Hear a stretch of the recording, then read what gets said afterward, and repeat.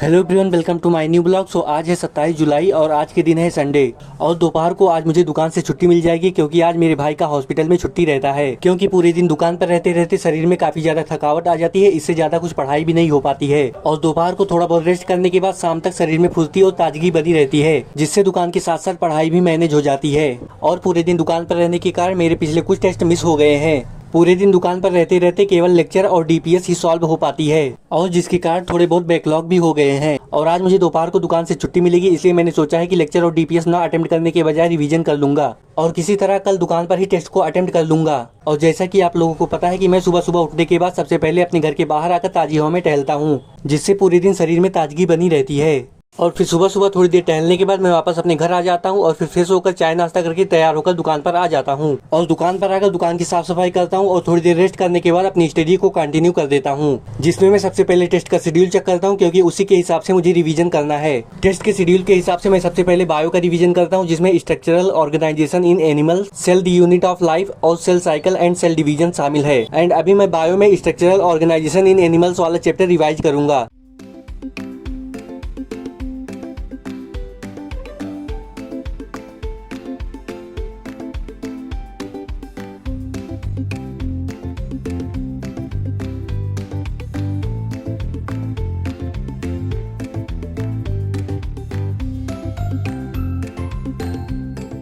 सो अभी जैसा कि आप लोग देख सकते हैं कि अभी लगभग 10:30 बज चुके हैं और मेरा बायोलॉजी का लगभग आधा रिवीजन हो चुका है। एंड अभी सेल यूनिट ऑफ लाइफ लगभग आधा बचा हुआ है और सेल साइकिल और सेल डिवीजन पूरा बचा हुआ है। और अभी मैं जा रहा हूँ अपना ब्लॉग का एडिटिंग करने और उसे अपलोड करने, जिससे घर जाकर खाना खाने के बाद केवल स्टडी ही बची रहेगी।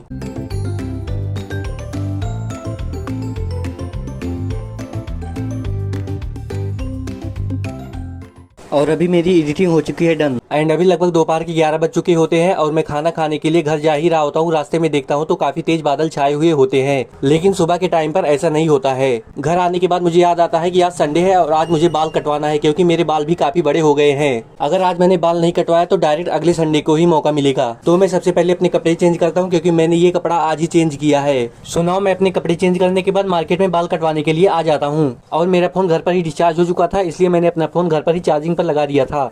बाल कटवाने के बाद मैं नहा धोकर फ्रेश हो जाता हूँ और फिर अपना फेवरेट शो चलाकर खाना खाने के लिए बैठ जाता हूँ। और जैसा कि आप लोग देख सकते हैं कि आज हमारे घर खाने में कटहल की सब्जी बनी होती है, जो कि काफी टेस्टी होती है। और खाना खाने के बाद शरीर में काफी आलस आने लगता है, इसलिए मैं खाना खाने के बाद थोड़ी देर रेस्ट करता हूँ। रेस्ट करते करते लगभग शाम के 3 बज जाते हैं और मैं फिर से दुकान पर आ जाता हूँ क्योंकि मेरे भाई को धान के खेतों में खाद की छिटाई करनी होती है और मैं अपनी आगे की पढ़ाई दुकान पर ही कंटिन्यू करने का तय करता हूँ। दुकान पर आने के बाद मैं खाद को अपने भाई की बाइक पर लादने में उसकी मदद करता हूँ और फिर कुछ देर बाद मैं जब अपनी स्टडी को कंटिन्यू करने जाता हूँ, इतने में काफी ज्यादा गर्मी महसूस होने लगती है। तो मैं अपना मिनी फैन ऑन करता हूँ और फिर अपने आगे की पढ़ाई को कंटिन्यू करता हूँ, जिसमें मैं अपनी बायोलॉजी के आगे की रिवीजन को कंटिन्यू करता हूँ। और रिवीजन करते करते मुझे थोड़ा थोड़ा भूख लगने लगता है, इसलिए मैं दही वाली पानी पूरी मंगवाकर खाता हूँ और फिर रिवीजन को कंटिन्यू करता हूँ।